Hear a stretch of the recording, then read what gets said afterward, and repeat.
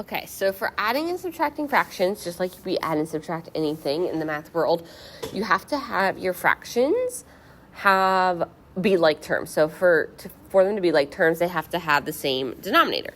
So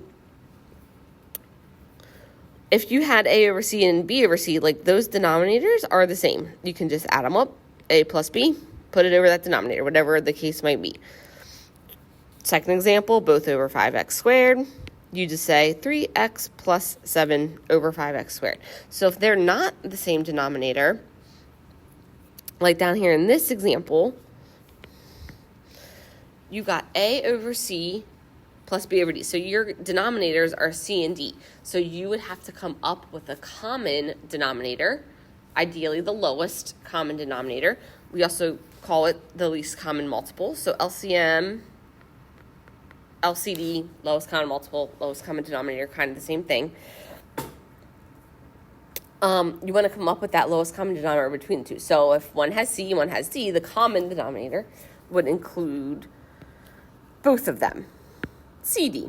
So that's what we're going to kind of look at today, like coming up with the lowest common multiple or lowest common denominator for you to create so you can add and subtract fractions together. So it sounds kind of backwards, but when you come up with your lowest common multiple or denominator, you need to include the most factors that one of your expression has. So like if a factor occurs more than once, you would just use whichever expression it has it occurring the most often. So hopefully when we do some examples, I'll show you what that means. So like for 3x cubed and 5x squared, I'm just going to write it out in expanded form just to give you kind of an idea. So 3x cubed would be 3 times x times x times x, right?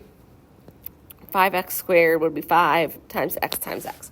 So common multiple of 3 and 5, you can keep it like as 3 times 5, but it would be 15.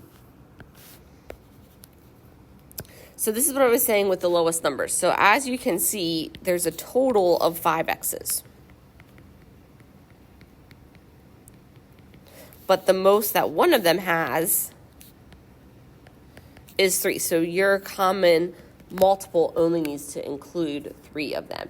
It needs to include the most that one of them has. So we don't need all 5 here.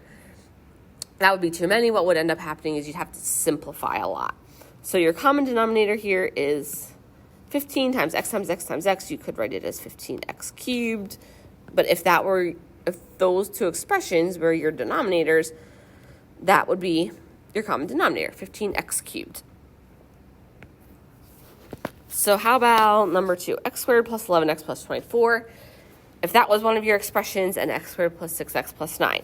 So if we tried to factor these, we'd get x plus 8 times x plus 3. What multiplies each 24, adds each 11. And then what multiplies each 9, adds each 6, x plus 3 and x plus 3.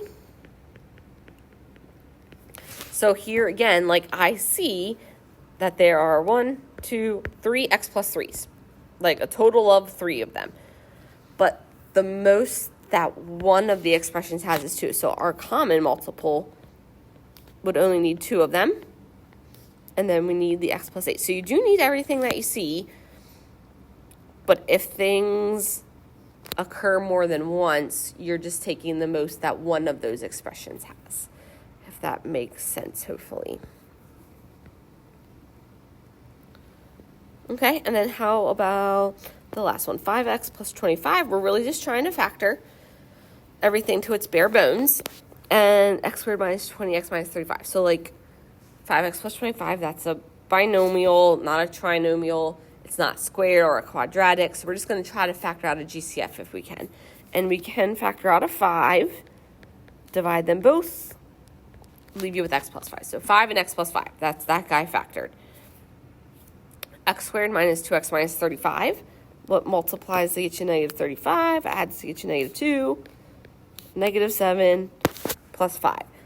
So our common multiple would need that constant of 5 that we factored out, an x minus 7, and just 1, x plus 5. If neither of your expressions has more than 1, your common multiple or common denominator doesn't need more than 1.